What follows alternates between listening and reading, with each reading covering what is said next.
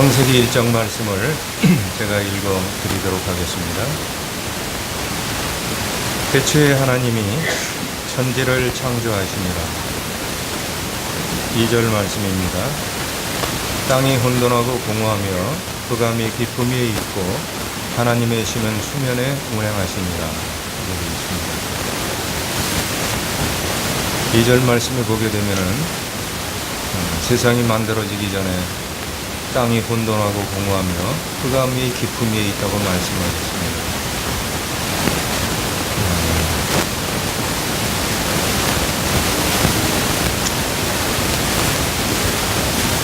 우리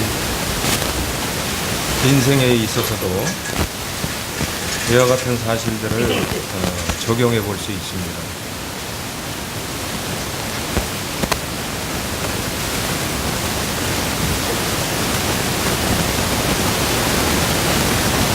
그냥 사용하지 말고 그냥 하죠. 저기 산만해지는 것 같습니다.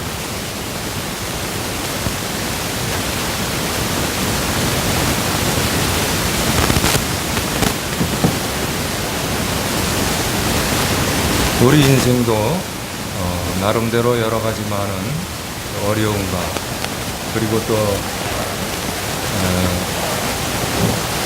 고난과 슬픔과 걱정 가운데 있을 수 있습니다.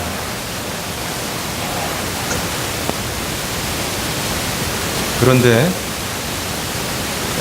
우리 인생뿐만 아니라 하나님께서 이 세상을 만드셨을 때 혼돈과 공허와 흑암 가운데 제일 먼저 만들어주신 것이 빛이었습니다. 이 빛은 하나님만이 소유하실 수 있는 능력의 빛입니다. 이 빛을 주신 하나님은 우리에게 소망을 주시는 분이시고 그리고 우리에게 놀라운 회복을 이루어 주시는 분이십니다. 그래서 우리는 어떤 어려움이나 어떤 고난이나 어떤 갈등에 놓여져 있다 할지라도 빛 대신 주님께서 우리와 함께 하시면은 넉넉히 모든 문제들이 회복되어지고 그리고 또 놀라운 소망을 갖게 되는 것입니다. 여기에 우리가 주님을 알아야 되고 주님을 믿어야 할 중요한 필요가 있는 것이죠. 이 사실은 주님을 알기 전에는, 주님을 믿기 전에는 그 맛이 어떠한지 잘 모릅니다. 그러나 이제 한번 주님의 은혜로 그 하나님의 어떠하심을 아시게 되면은 계속해서 그 놀라움을 금치 못하고 주님 앞에 절로 자신도 모르게 찬양이 나오는 이러한 모습들을 발견하실 수 있게 됩니다. 창세기 말씀으로 돌아가서 하나님이 아무것도 없는 것에서 빛을 먼저 만들어 주시고 그 다음에 이제 첫째 날에서부터 시작하셔서 여섯째 날에 이르기까지 여러 가지로 우리에게 정말로 필요한 것들을 고르다 만들어 주셨습니다.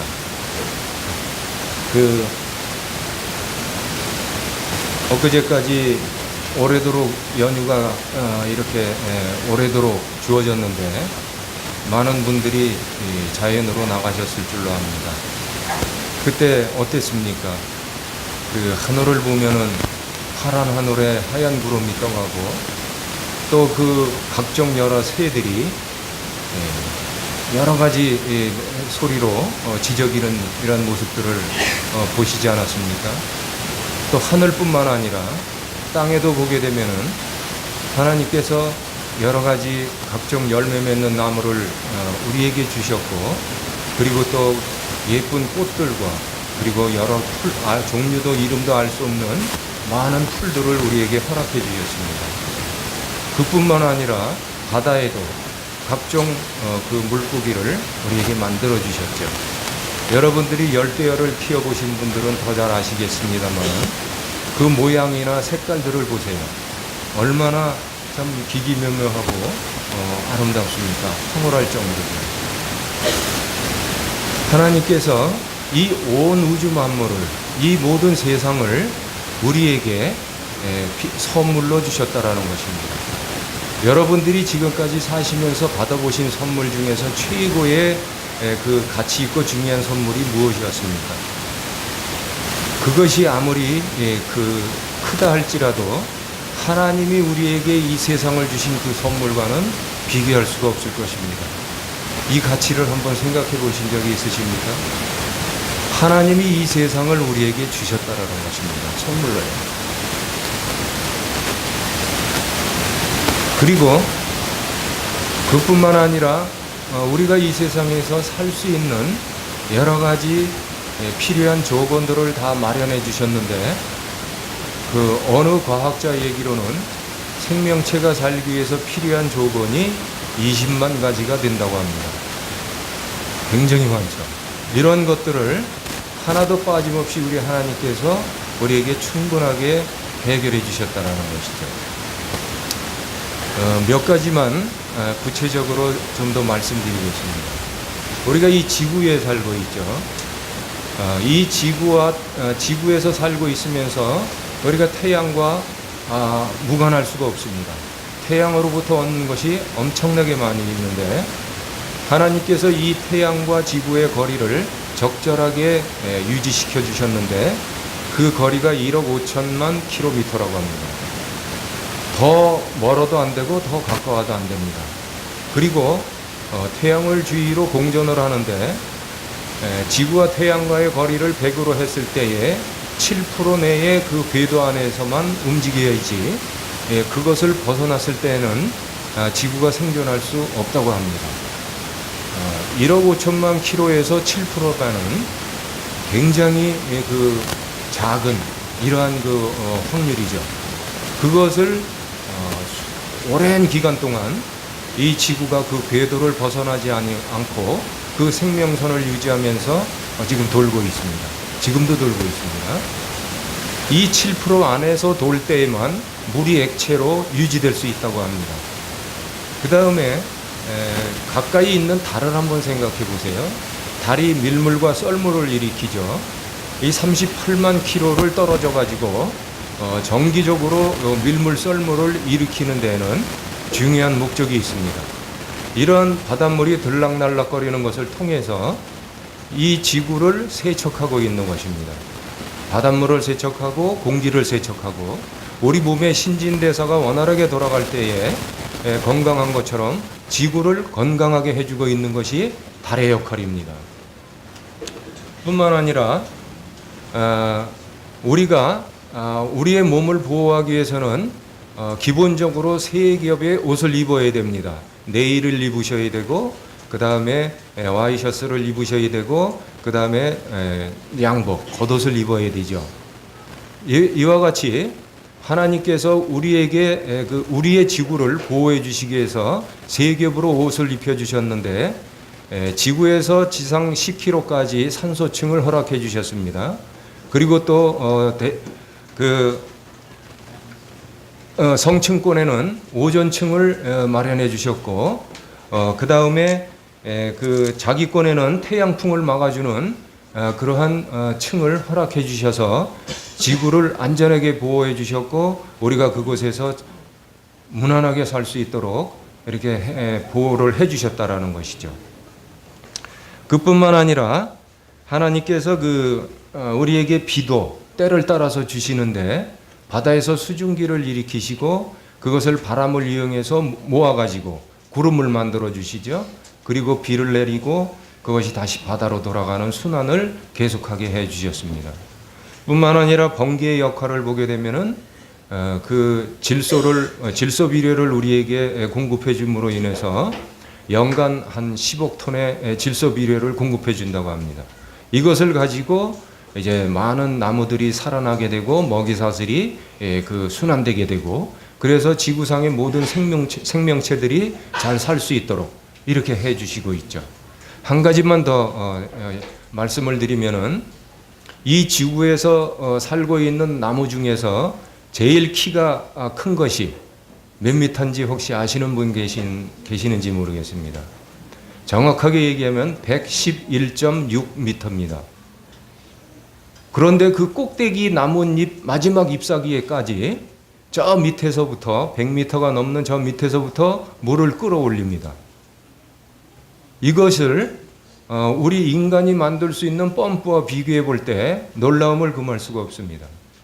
사람이 만든 펌프를 일기압하에서 최고로 끌어올릴 수 있는 높이가 10.3m입니다. 나무에서 뽑아 올리는 것이 10배를 더하는 거죠. 이러한 사실들을 보게 될 때 하나님께서 우리에게 살아갈 수 있는 필요 조건을 넉넉하게 그 놀라운 지혜와 전지전능하심으로 마련해 주신 이러한 사실들을 우리에게 보게 될 때, 이 모든 것을 우리에게 선물로 주셨다는 사실을 보게 될 때 우리는 하나님을 믿지 않는 것이 오히려 이상한 것입니다.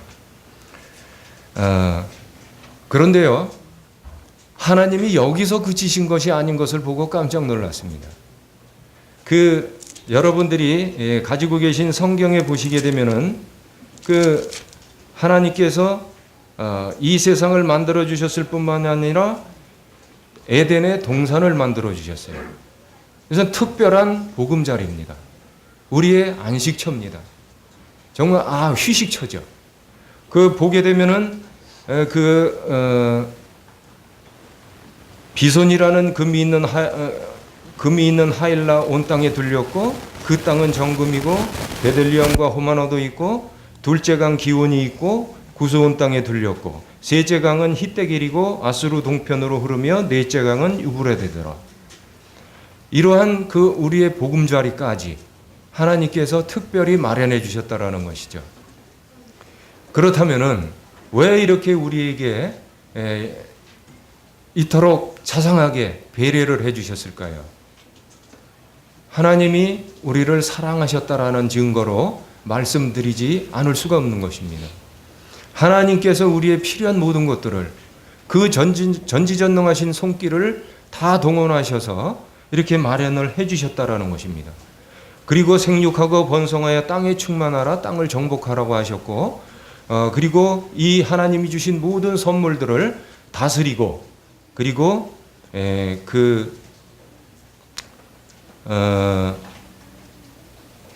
통제하라고 이렇게 말씀을 하셨습니다. 이러한 모든 것들은 하나님께서 우리를 위해서 모든 것을 허락해 주셨는데, 우리가 여기에 대해서 하나님의 사랑과 은혜를 깨달아야 될 필요가 있는 것입니다. 이러한 사실들을 우리가 알 수 있는 것은 하나님의 말씀에서 다시 우리가 확인할 수가 있습니다. 하나님이 우리에게 주신 이 놀라운 선물들을 하나님께서는 우리가 계속해서 보호하고 유지하면서 그 안에서 넉넉하게 누릴 수 있도록 한 가지 법칙을 우리에게 말씀해 주셨는데, 창세기 2장 16절 말씀이 바로 그 사실입니다. 그 동산 중앙에 있는 선악과의 나무를 열매를 먹지 말라고 하셨습니다. 먹지 말아라. 그리고 그 다음에 하신 말씀이 그것을 먹는 날에는 정령 죽을 것이다. 이렇게 말씀을 하셨다라는 것이죠. 이러한 사실들을 생각해 보게 될 때 하나님께서 참 우리를 얼마나 극진히 보호하시고 알뜰하게 살피시려고 하시는가 하는 사실들을 여러분들은 기억하셔야 할 것입니다. 그것을 다른 이유에 의해서 먹지 말라고 하신 것이 아니라, 그리고 위협 주기 위해서 정령 죽는다고 말씀하신 것이 아니라, 정령 죽으리라는 하는 말씀을 곰곰이 한번 생각해 보세요. 거기에는 어떤 의미가 담겨 있는가? 정령 죽는다. 이것은 영혼을 결정하는 아주 중요한 요소가 담겨져 있는 그런 귀중한 말씀입니다. 먹는 날에는 나는 너희들에게 모든 필요를 채워주었고 모든 좋은 것들을 선물로 주었고 거기서 영원히 살 수 있길 원했는데, 만일 너희들이 내 말을 거역하고 무시하고 이제 먹게 되면은 너희들은 영원히 나와 결별하게 될 것이다. 내가 준 이 귀한 선물들이 너희의 것과 관계가 없게 될 것이다. 너희들은 모든 귀한 것들을 다 잃어버리게 될 것이다. 이렇게 우리에게 지금 말씀해 주시고 있는 것이죠.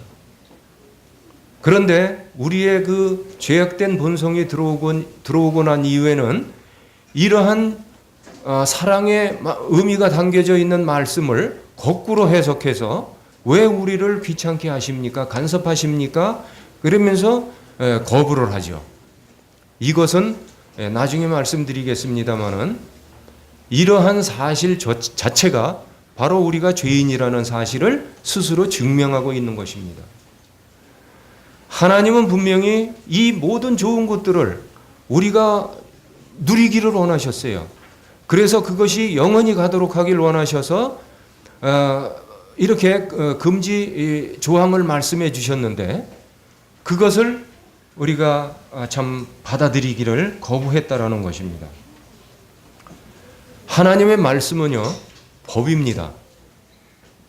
이 성경 말씀을 참 보게 되면은 아름다운 말씀들도 많습니다. 시도 있고 찬양도 있고 참 우리의 심금을 울리는 많은 말씀들이 있는데 한편으로는 엄미한 이러한 말씀입니다. 그래서 하나님의 말씀을 우리가 듣기 싫어하고 거역하는 것은 곧 법을 어기는 것과 똑같습니다.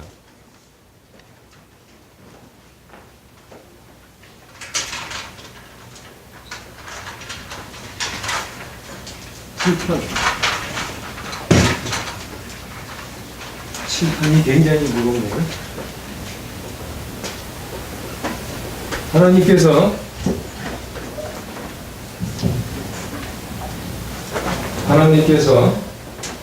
혼돈하고 공허하고 흑암 가운데 우리 있는 인생에게 놀라운 창조의 선물을 허락해 주셨습니다. 이것을 지키기 위해서 하나님께서는 한 가지의 규칙을 마련해 주셨는데 이것이 법입니다. 법을 생각할 때 두 가지가 있습니다. 하나는 하나님의 법입니다. 하나는 사람의 법입니다.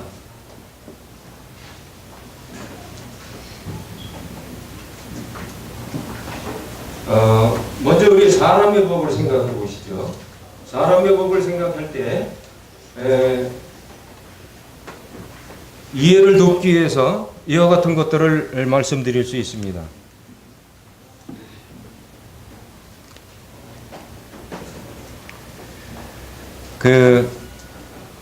도덕관이나 윤리관에서 우리가 한번 생각해 보죠. 결과가 좋으면 선한 것이다. 이러한 사상이 있습니다.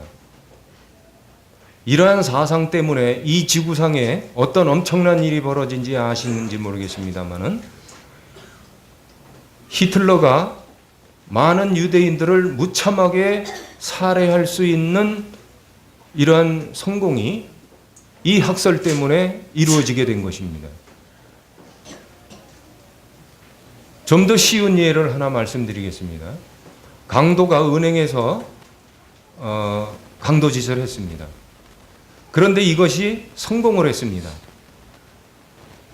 이 강탈한 것이 성공했다고, 결과가 좋았다고 선한 것이겠습니까? 여러분들은 당장 아니라고 하실 것입니다.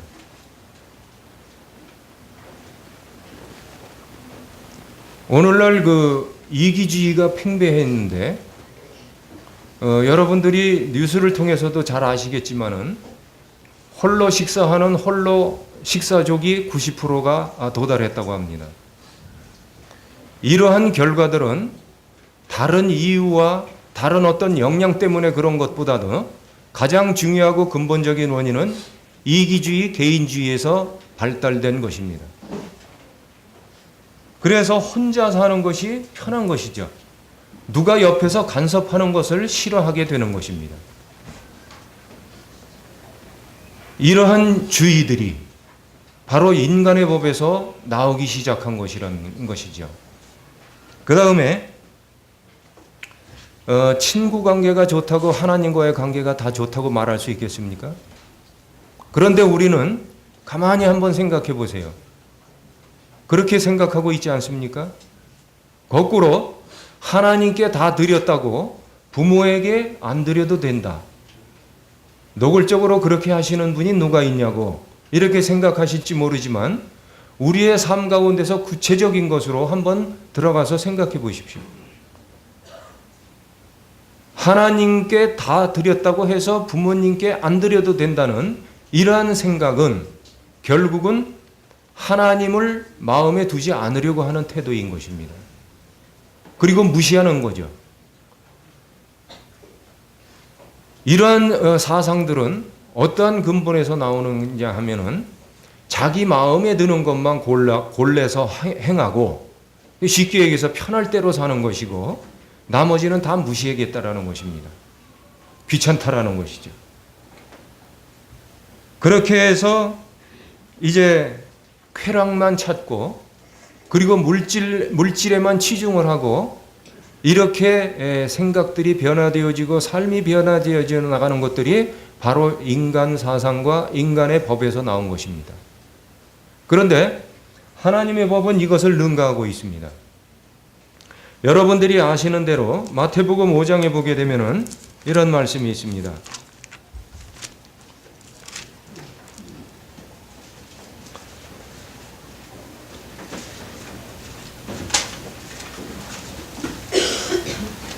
내 오른밤을 치거든 왼편도 돌려대며 또 너를 송사하는 자를 속옷을 가지고 하는 자에게 겉옷까지 주라. 또 억지로 오리를 가게 하면 심리까지 가져라. 너무나 쉬운 말씀이죠. 이것을 색다르게 해석할 필요도 없는 말씀입니다. 그런데 이 말씀을 우리는 법으로 생각하지 않는 것입니다.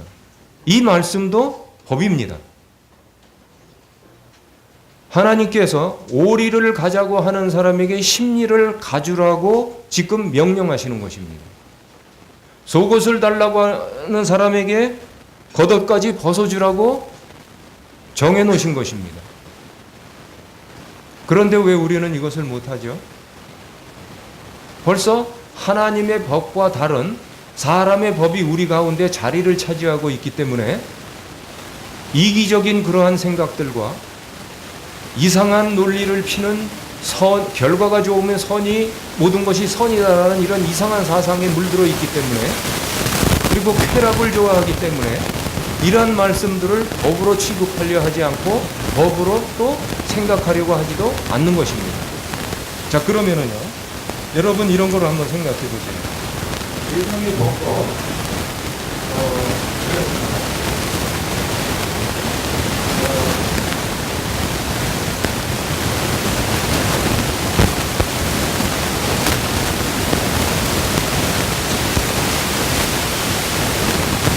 그 세상의 법도 지키지 않으면 어떻게 됩니까?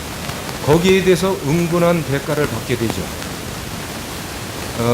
그런데 최고의 그 복지를 위한 법을 어겼을 때는 어떻게 됩니까? 그에 상응하는 벌을 받게 되죠. 예를 들어서 우리가 구멍가게 슈퍼에 가가지고 과자 한 봉지를 훔쳤습니다. 그럴 때 그것을 가지고 재판관이 사형 언도를 내리지 않습니다. 그러나 사람을 죽인다거나 살인 강도를 했을 때는 어떻게 합니까? 무기징역 내지는 사형을 받게 되죠. 왜 그렇습니까? 왜 이렇게 과자 한 봉지를 훔친 것과 사람을 죽인 것에 따라서 죄짐이 무거운 차이가 일어나는 일입니까? 최고의 복지를 해했을 때는 벌도 거기에 상응해야 한다는 것입니다.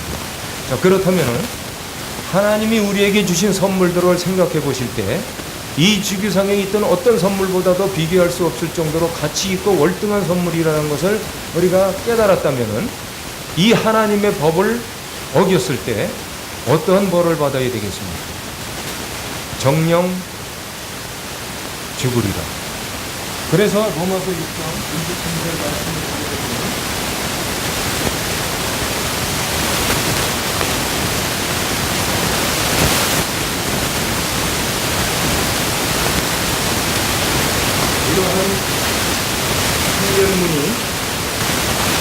이러한 신령문이 내릴 수밖에 없는 것입니다. 여러분들은 하나님을 택독하다고 생각하실지 모르겠습니다만 그렇다면 잘못입니다. 이 핑계를 보면서 우리가 범죄했기 때문에 하나님께서 보복 차원에서 이러한 핑계대로 내리시는 것이 아닙니다. 그리고 이것을 반드시 벌하시겠다 하는 것이 아닙니다. 이것은 범죄에 대한 자연 결과로 벌어진 현상입니다. 최고의 복수를 얻었기 때문에 그에 대한 결과로 이제는 정령 죽을 수밖에 없다라는 것.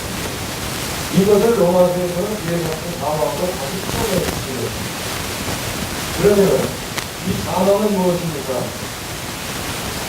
모든 것이 완전히 다 끝나버리는 것입니다. 이것을 가지고 어떻게 다시 전환해보고 싶은다든지 개선을 한다든지 이러한 여지가 아무것도 없다는 것입니다.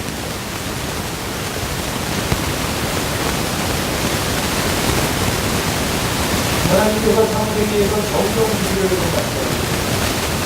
이 상황이 같은 의미를 말씀하셨습니다. 최고의 복수를 물어드렸기 때문에 영원토록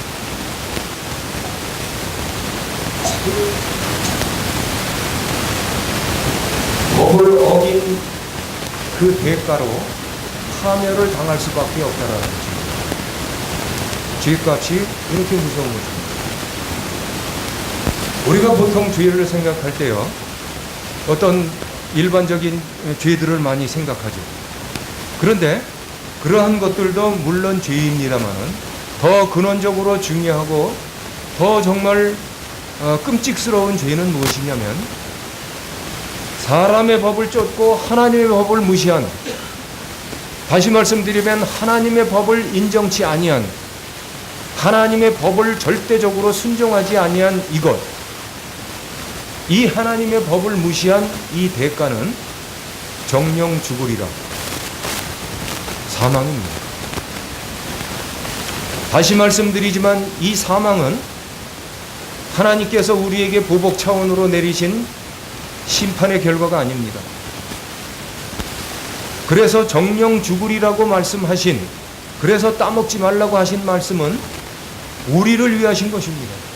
내가 이렇게 최대한 좋은 복지를 마련해 주고 너희들이 계속 살 수 있도록 내가 이렇게 배려를 해 주었는데 너희들이 이것을 다스리고 정복하면서 유지하면서 이렇게 안식하면서 그 내가 마련한 보금자리에서 잘 살아야 되지 않겠느냐.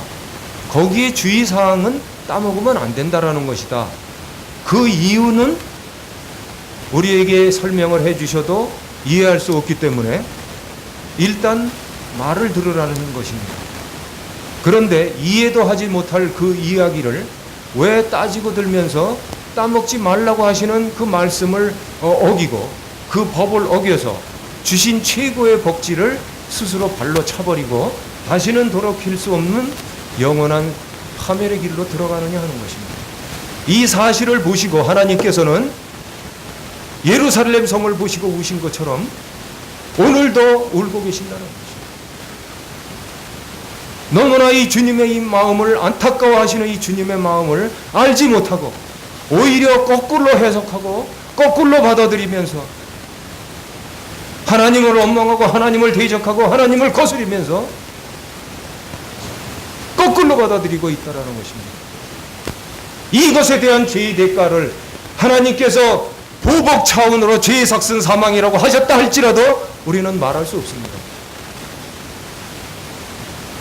여러분들이 죄에 대한 최고의 복지에 그 선물을 차버렸는데, 그것을 무시했는데, 그런 사랑을 짓밟았는데 거기에 대해서 벌을 내리신다고 누가 뭐라고 항변하겠습니까?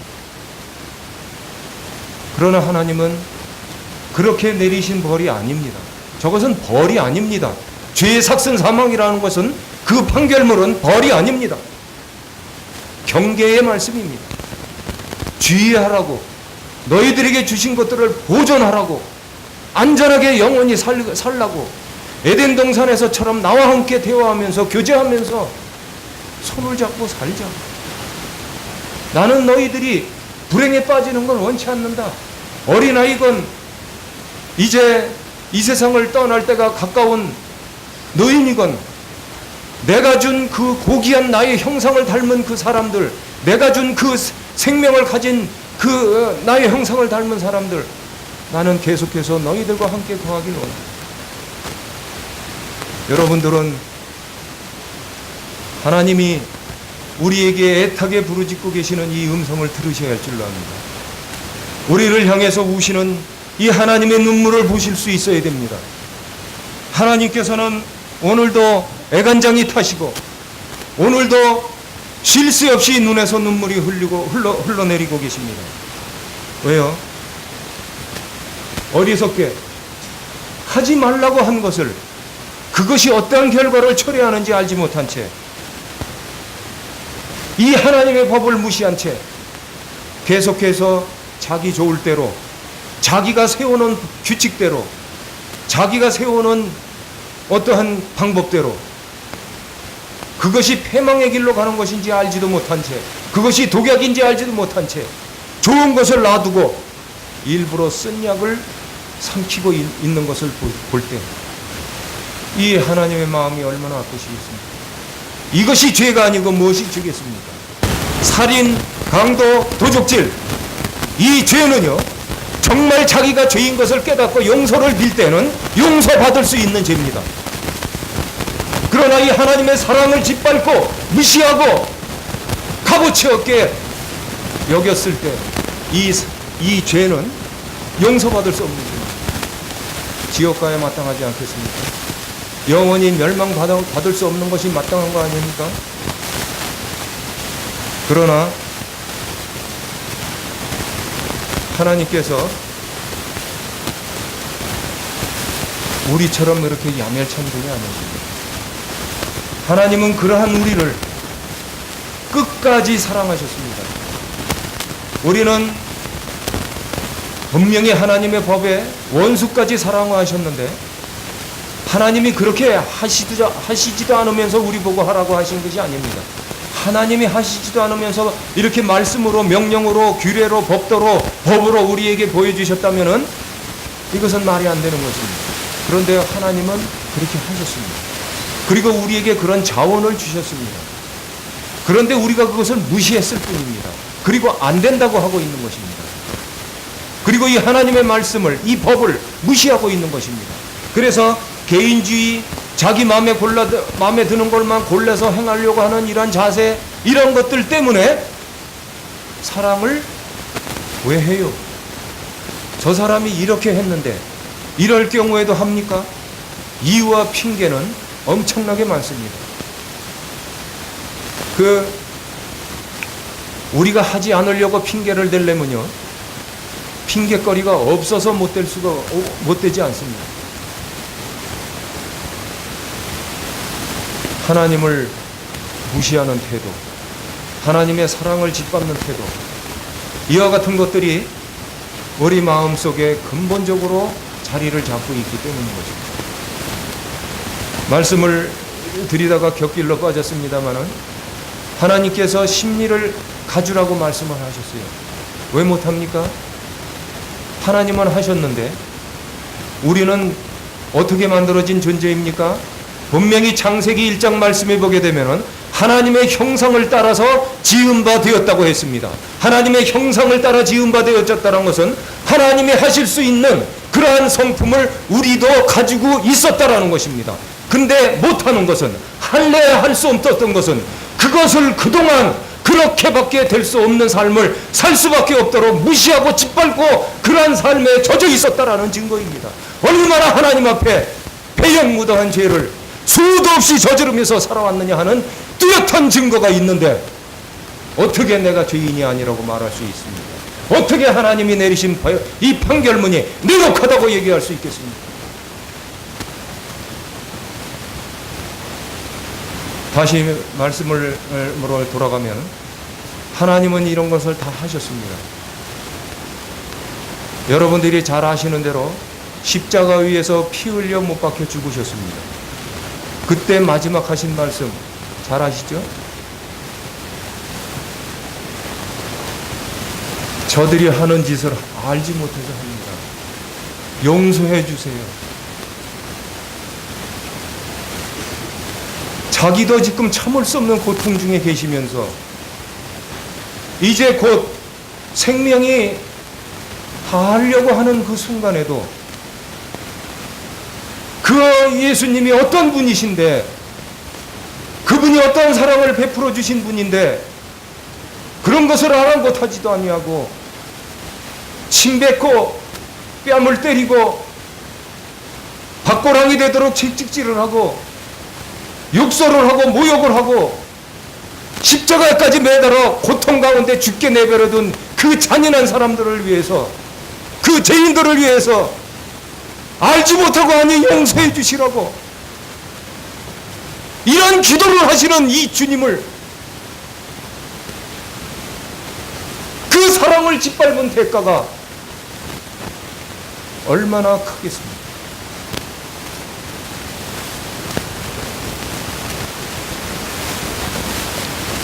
하나님의 형상을 닮았기 때문에 우리도 그와 같지는 못해도 비슷하게 흉내낼 수 있습니다. 그렇기 때문에 원수도 사랑하라고 하셨습니다. 물론 제가 다 해서 말씀드리는 건 아닙니다. 지금 말씀드리는 건 저를 포함해서 다 말씀드리는 것입니다. 그러한 죄인을 하나님께서 끝났다 이렇게 취급을 하셨다면 오늘날 저와 여러분들이 이 자리에 있을 수가 없게 됩니다. 죄의 삭은 사망이다. 정령 죽이려고 말씀하신 대로 거기서 끝났다면 우리는 이 자리에 있을 수가 없습니다. 우리가 그런 극악무도한 자인데도 불구하고 하나님께서 어떻게 하시는지 아십니까? 제 얘기가 아닙니다. 하나님께서 우리에게 말씀해 주시고 있는 그 말씀을 여러분들이 직접 눈으로 확인해 보시기 바랍니다. 요한복음 6장 40절.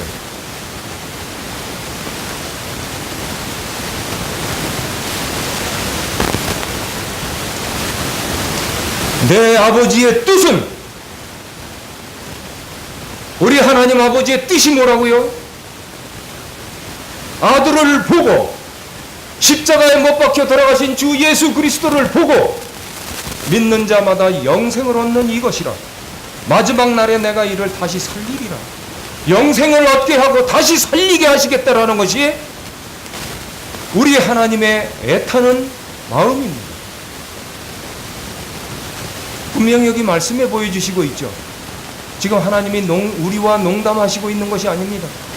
내 뜻은 아들을 보고 믿는 자마다 영생을 얻을 뿐만 아니라 죽을 수밖에 없는 너희들을 다시 살리고자 하는 것이다. 말씀해 주시고 있죠. 이 말씀을 어떻게 받아들이시겠습니까? 어떻게 받아들이셨습니까? 여러분들은 지금까지 복음을 수도 없이 들으셨습니다. 저는 지금까지 그 들려졌던 복음의 방법과 약간 방향을 바꿔서 다른 방향으로 지금 하고 있습니다. 왜요? 아함은 어를 여러분들은 알고 계십니다. 죄에 대해서 절감하지도 않은 상태에서, 죄가 무엇인지도 정확하게 인식하지도 못한 상태에서 십자가에 못 박혀 죽은 사실을 믿으면 구원을 얻는다라는 말씀만 귀가 따갑도록 들었기 때문에 그것이 너무나 쉬운 일로 여겨지는 것입니다. 하나님 되신 예수님께서 인성을 입고 오신 이유가 무엇입니까? 우리가 완전 멸망의 길로 가는 그 길을 우리 주님이 대신 가주시기 위해서 그 완전 멸망의 길로 가주셨다라는 것입니다. 그것이 누구의 죄값 때문에요? 우리의 죄값 때문에. 이것이 얼마나 우리의 죄가 큰 죄인가를, 우리가 지은 죄값이 얼마나 큰가를 반증해 보여주시고 있는 것입니다. 우리가 가면은 거기서 도저히 나올 수 없는 걸 아시기 때문에 하나님 되신 우리 주님이 그 멸망의 길로, 다시는 돌아올 수 없는 멸망의 길로 들어가셨다는 것입니다. 여러분들 누가복음 16장에 보셨죠? 부자가 들어간 그곳이 어떤 곳입니까? 손가락 끝에 물 한 방울의 자비도 구할 수 없는 것입니다. 큰 구렁이 끼어 있어서 올래 올 수도 없고 갈래 갈 수도 없고 다시 어떻게 회복되어질 수 있는 이러한 상황이 절대 불가능한 그러한 곳입니다. 그것은 세세토록 구더기도 죽지 않고 불도 꺼지지 않는 그런 불못입니다. 이 프로젝트가 됐으면은 그것을 동영상을 한번 보여드렸으면 좋겠는데요. 저는 그 동영상을 몇 번씩 보았는데 볼 때마다 눈물이 납니다. 어떤 중학생이 온몸에 화상을 입었습니다. 붕대를, 하얀 붕대를 칭칭 동여 감고 그 뜨거운 고통을 참지 못해서 이거는 참을래 참는 것이 아니라 어떻게 할 수가 없는 것입니다. 그 아이의 눈동자를 보면은요, 정말 질리고 질려서 어떻게 할 줄 모르는 그런 눈빛입니다. 그 뜨거운 고통 때문에.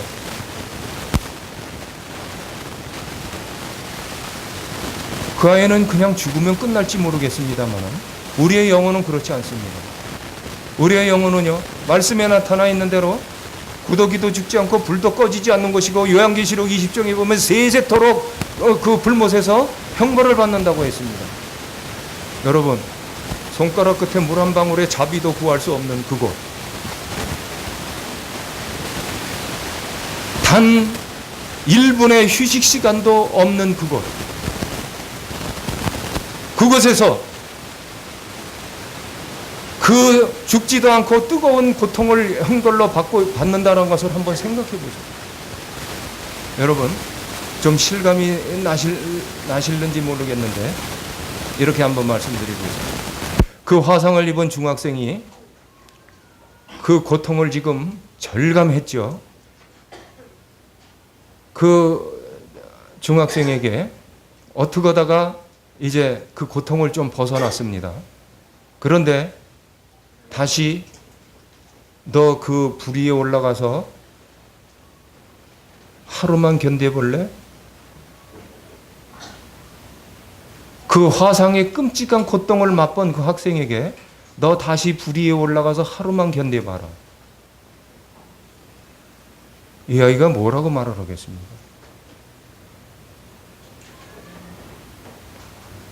할 수 없어서 하루를 어떻게 견뎠습니다. 이제 다 된 줄 알았는데 아니다. 한 달을 더 견뎌라. 견뎠습니다. 아니다. 끝이 아니에요. 1년 더 해봐라. 말이 쉽지. 여러분들 집에 돌아가서 가스레인지 있으시죠? 얹어놓고 얼마나 있을 수 있습니까? 그 뜨거운 전신 화상의 고통을 맛본 아이에게 한 달이면 될 줄 알았는데, 1년이면 될 줄 알았는데, 그것도 아니고 1000년, 10,000년. 그리고 나왔는데 영원히.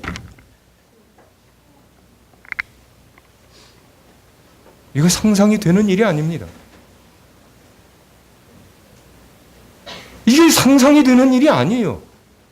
그런데 분명히 세세토록 불못에 들어가서 구더기도 죽지 않고 불도 꺼지지 않는 그곳에서 고통을 받는다고 분명히 우리에게 하나님께서는 말씀해 주시고 있습니다. 하나님의 하신 말씀은요, 인생과 같지 않아서 한 번 하신 말씀은 반드시 실행하시는 분입니다. 번복하거나 실수했다고 하시지 않는 분이십니다. 한 번 말씀하신 것은 영이시기 때문에 그대로 진행되어지는 것입니다. 이 형벌이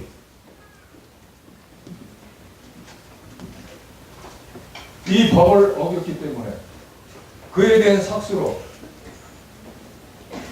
죽음을 받게 되고 그 후에 심판을 받게 되고 심판은 곧 형벌을 따르게 되는 것입니다. 이 형벌이 요한계시록 20장에 나타나 있는 불못입니다.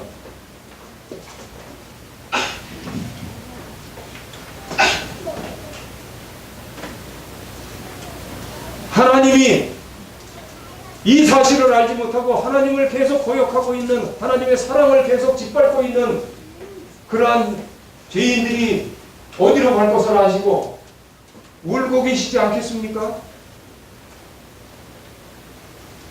이것이 어떤 것인지 알지도 못하고 그렇게 거역하고 있는 이 철부지를 보고 하나님께서 얼마나 애가 타시고 계시겠습니까?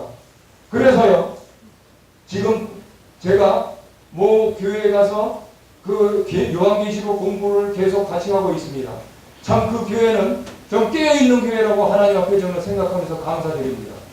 이 마지막 시대에, 이 마지막 때가 어떻게 될 것인지 다시 생각해보면서 우리가 어떤 삶을 살아야 할 것인지 이런 것을 새겨보기 위해서 계시록 공부를 하자고 하는데, 이러한 상황이 곧 벌어지는데, 사실 이론적으로나 어떤 상황이나 어떤 모양을 보더라도 이 세상이 벌써 불구덩이가 되고도 지났습니다. 그런데요, 왜 아직까지 보존되고 있죠? 이사야서 말씀을 한번 보시겠습니다. 41장.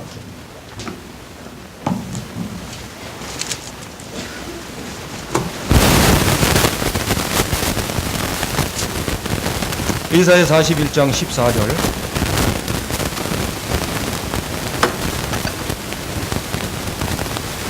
여러분들 성경은 벌레라고 되어 있을 겁니다. 지렁이 같은 너 야곱아, 너희 이스라엘 사람들아, 두려워 말라. 나 여호와가 말하노니 내가 너를 도울 것이라. 네 구속자는 이스라엘의 거룩한 자니라. 첫 번째 여러분들이 기억하실 것은 지렁이 같은 아무개야. 지렁이는요, 그냥 꿈틀거리는 낚싯밥 되기 위한 지렁이를 얘기하신 것이 아니라고 저는 생각합니다. 가장 징그러운 벌레, 정말 손에 잡을 수가 없는 벌레, 하나님 앞에 이런 징그럽고 지겹게 살아왔던 그런 징그러운 그런 벌레, 바로 그 저와 여러분들을 지칭해서 말씀하시는 것이라고 저는 생각합니다. 이 지렁이를 너무 징그러워서 정말 잡을 수가 없어서 정말 내팽개칠 수밖에 없어서 손을 놓게 되면은 바로 저 불못으로 떨어질 것을 알기 때문에 차마 놓칠 못하고 얼굴인 찔푸려질지언정 지금 붙들고 계시겠다는 것입니다. 붙들고 있다라는 것입니다. 그리고 하나 더 나아가서 두려워 말고 두려워 말라. 너를 도울 것이다. 내가 너의 구속자다. 정말 내 평기치 뻗어야 할 그런 벌러지를 놓으면은 어떻게 될 것을 아시기 때문에 지금 내가 너를 붙들어주고 있을 뿐만 아니라 이렇게까지 너를 보살펴주고 있다. 증명해 주시고 있습니다. 그래서 오늘날 우리가 이렇게 아직 여전히 존재하고 있는 것입니다. 이것이 우리가 잘나서 그런 것이 아닙니다. 아직 마지막 때가 안 돼서 그런 것이 아닙니다. 때는 이미 지났습니다. 그러나 그만 하면은 다시는 되돌이킬 수 없는, 그리고 저 말로 도저히 상상할 수 없는 저 끔찍한 곳으로 가야 될 것을 아셨기 때문에 놓지 못하고 계십니다. 오히려 두려워 말라. 너를 구속하겠다. 너를 붙들겠다. 이렇게 말씀해 주시고 있습니다. 이 사실을 우리가 거부해야 되겠습니까?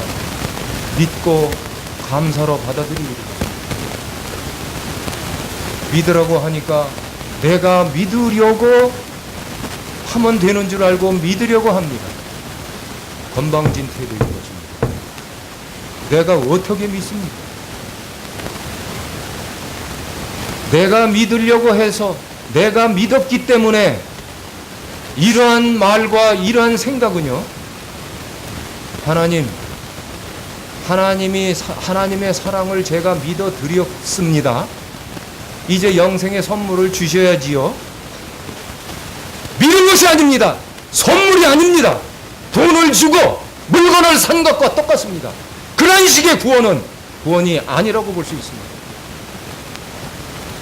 여러분들, 제가 선물을 드리는데 이것을 깨닫고 감사함으로 받으면 분명히 제 돈으로 산 것이지만 받은 사람의 것이 됩니다. 그런데 고맙습니다. 어떻게 저에게 이렇게 귀한 선물을 다 해주시는지요? 얼마 되지는 않습니다만 제 성입니다. 이것은 더 이상 선물이 아닙니다. 하나님의 선물을 그런 식으로 우롱하고 그것을 받아들였다고 하고 그것을 믿었다고 하고 착각하시지 마시기 바랍니다. 혹시 이 가운데 그런 분들이 계시다면 하나님의 말씀을 펴놓고 하나님의 법을 펴놓고 명확하게 한번 점검해 보시기 바랍니다. 만약 그것이 만에 하나라도 잘못됐다면 가는 것입니다. 그것은 부자가 후회해도 소용없는 것처럼 끝나는 것입니다. 하여튼 이러한 전제들을 오늘날까지도 하나님이 참고 붙들고 계십니다. 그리고 기회를 주고 계십니다. 어떻게 기회를 주시고 계십니까? 아까 요한복음 6장 40절 말씀에서 보셨죠? 내 뜻은 영생을 얻고 그리고 다시 살리는 이것이다. 이렇게 말씀하셨는데 조금만 더 하겠습니다. 지금 사실 제가 드리려고 하는 말씀은 상당히 많이 못 드렸습니다. 근데 뭐 복음 빅대도 아니고 정해져 있는 시간 때문에 많이 이렇게 생략하는데 죄의 삭은 사망이죠. 이것은 불못입니다. 여기에 가지 않으려면 어떻게 해야 되겠습니까? 여러분들 스스로 방법을 찾아내고 확신하지 못하면 영락없이 불못입니다. 왜냐하면 이것은 이미 법정에서 죄인된 우리가 재판대신이신 하나님 앞에서 방당이 3번 받아놓은 판결문입니다. 그런데 그 판결문이 무효가 되려면 여기서 우리가 방법을 찾아내지 않으면 안 됩니다. 딱 2가지가 있습니다. 제가 복음 개인전도 할 때는 절대로 자기가 깨닫고 자기가 고백할 때까지는 답을 안 가르쳐 줍니다. 그런데 오늘은 시간상 말씀드리는데 딱 2가지가 있습니다. 불못에 안 들어가려면 첫 번째, 죄를 짓지 않으면 됩니다. 근데 이건 이미 틀렸죠. 틀렸습니다. 그러면 2번째, 뭡니까? 삭슬 지불하면 되죠. 지불하면 됩니다. 그런데요, 뭘로 지불할 겁니까?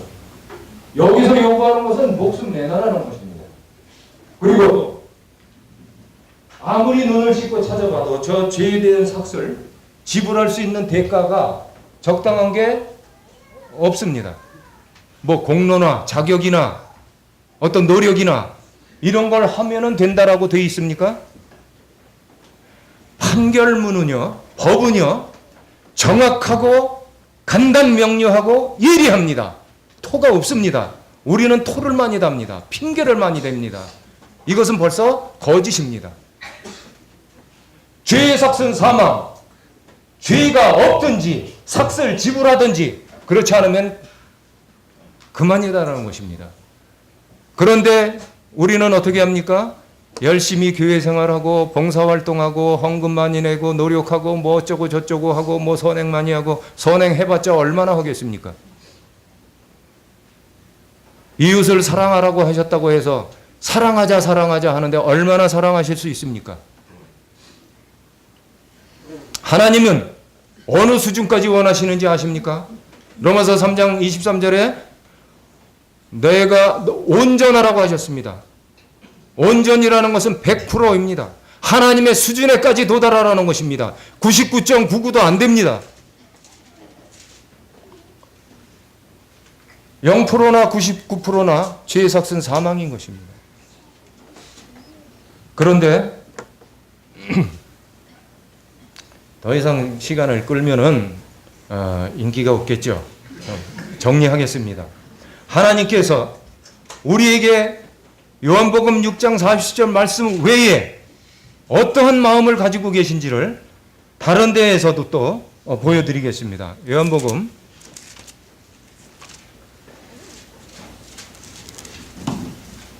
3장 16절입니다.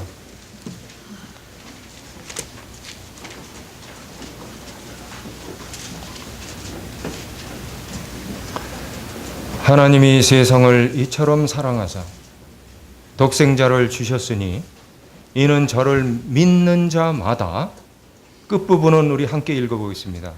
멸망치 않고 영생을 얻게 하려. 이게 누구의 의지입니까? 정말 그렇게 여기십니까? 정말 그렇게 믿습니까? 죄송합니다만은 물론 다 믿으신 분이시고 다 저보다 충분히 아시고 계시는 것이라고는 제가 압니다만은 대답 소리를 들으면은 영 아닙니다. 제가 개인 전도할 때 그런 식으로 대답을 하면은 절대로 그 사람 도와주지 않습니다. 눈에서 불이 튀어나오고 입에서 괴성이 나올 때까지 붙들고 늘어집니다. 하나님의 뜻이 이런 것을 어떻게 아십니까? 어떻게 인정하십니까? 당신의 태도는 어떻습니까? 네, 그렇군요. 그래요.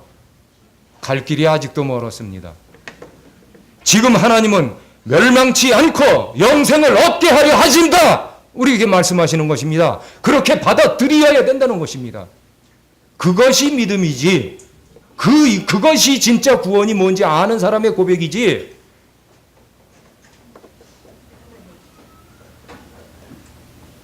달고우면 말씀이군요. 안 됩니다. 물론 그러시지 않다고 봅니다. 여러 증명할 말씀들이 있습니다만은 여기서 마치겠습니다. 끝으로 하나님께서 당신의 뜻을 우리에게 보여주셨고, 그리고 이제 마지막으로 우리에게 결론적으로 해 주시는 말씀은 요한복음 6장 47절입니다.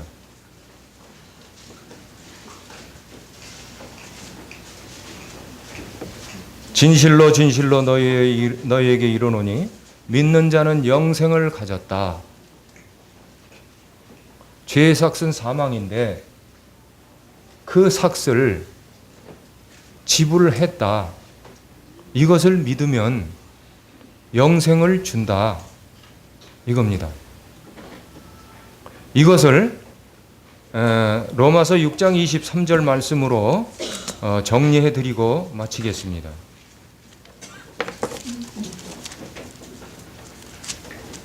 너무 그냥 많이 건너뛰는 것 같습니다. 로마서 6장 23절 말씀을 보게 되면은 지금까지 거듭 말씀드렸던 죄의 삭은 사망이라고 하신 말씀이 나오죠. 여기서 끝난 것이 아니라 그 뒤에 말씀이 있다라는 사실입니다. 하나님의 은사는, 하나님께서 우리에게 은혜로 주시는 선물은 그리스도 예수 우리 주 안에 있는 영생이다. 영생이다. 죄의 삭스로 영원히 형벌받을 수밖에 없는 너희들이었지만 나는 내 뜻이 어떻다고 지금 여러 곳곳에서 말해 주었지 않니? 그것처럼 이제는 그 멸망받을 수밖에 없는 죄인이었던 너, 패망의 길로 갈 수밖에 없었던 너, 거기서 도저히 절대적으로 돌이킬 수 없었던 그런 너에게 다른 것이 아니라 하나님 대신 예수 그리스도 안에 있는 예수 그리스도 안에만 있는 그 영생을 내가 주겠다라는 것입니다. 이것은 우리가 죄를 깨닫고 그에 대한 대가로 뭘 어떻게 이렇게 바꾸어서 만들어서 새 걸로 이렇게 새롭게 해주시겠다는 것이 아니라요. 그거는 끝났고 예수 그리스도의 생명을 너에게 주겠다. 이겁니다. 그래서 그 예수 그리스도 안에만 있는 영생이기에 이 죄값이 충분히 지불되고 저 판결문이 무효가 될 수 있는 것입니다. 다른 것들은 아무것도 안 됩니다. 능력이 못 미칩니다. 여기 요한복음 6장 47절 말씀이 그 의미입니다. 이 사실을 믿는 자들에게는 내가 영생을 주겠다고 한 내 의지대로 이미 너희들은 소유가 되어졌다. 내가 준 선물을 너희가 소유했다.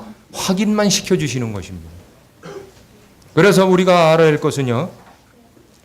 우리가 구원받는다라는 것은 내가 깨닫고 말씀을 인정하고 믿은 것 같아서 구원받는 것이 아니라 하나님이 주신 사실을 확인한 것뿐입니다. 그리고 그것이 제대로 확인된 사람에게는 하나님이 마련해 놓으신 그 영생의 선물이 주어진 것입니다. 이것을 아는 것입니다. 이거는 믿어라 말아라 할 얘기가 아닙니다. 믿으라고 이걸 믿으면 구원받는다고 이건 세뇌당하는 것입니다. 여러분들이 하나님의 약속의 말씀을 이것을 믿으셨습니까? 그러면 안심해도 좋습니다. 그런데 혹 조금이라도 찜찜하시면 저 한번 1대1로 한번 붙어보시죠. 네. 영생의 선물 하나님이 주신 겁니다. 우리는 버려질 수밖에 없는 자들인데 오래 참으시는 하나님이, 참고도 남으신 하나님이 또 참으시고 끝에 가서 곳곳에서 어떻게 말씀해 주셨습니까? 내가 영생을 주겠다. 내가 어떠한 뜻을 가지고 있다고 말한 대로 예수 그리스도 안에 있는 영생, 하나님만이 소유하시고 계시는 그 썩지도 않고 쇠하지도 아니하는 그 생명, 그걸 너에게 주어서 새로운 피조물이 되게 해주시겠다. 이것을 확인시켜 주시는 것입니다. 이제 이것을 우리는 말씀을 통해서 확인하는 것입니다. 생명의 말씀입니다. 이 사랑의 말씀을, 이 어미하신 말씀을, 이 놀라운 말씀을 짓밟고 무시하면은 그에 대한 대가는 이제 어쩔 수 없습니다. 여러분들이 선택하시는 것입니다. 그래서 혹시 여러분들이 전도하실 때 참고가 되실는지 모르겠는데 저는 말씀을 펴놓고 보여주고 확인시켜주고 설명 안 합니다. 이해되도록만 설명을 해주지 스스로 깨닫고 반응을 보일 때까지 몇 번이고 반복합니다. 그가 하나님 앞에 무릎 꿇고 손을 들을 때까지. 그렇지 않으면 제가 세뇌시키는 것이 되기 때문입니다. 그러한 복음은 수도 없이 봐왔기 때문에 안심할 수 없습니다. 한 번 들어가면 끝나는데 어떻게 이렇게 쉽게 합니까? 여러분들 기억하시기 바랍니다. 참 그 동영상 보여드렸으면 좋겠는데 그 전신 화상을 입었던 그 남자 중학생의 그 눈. 아휴, 영원히 여기서 마치겠습니다. 기도하시고 마치겠습니다.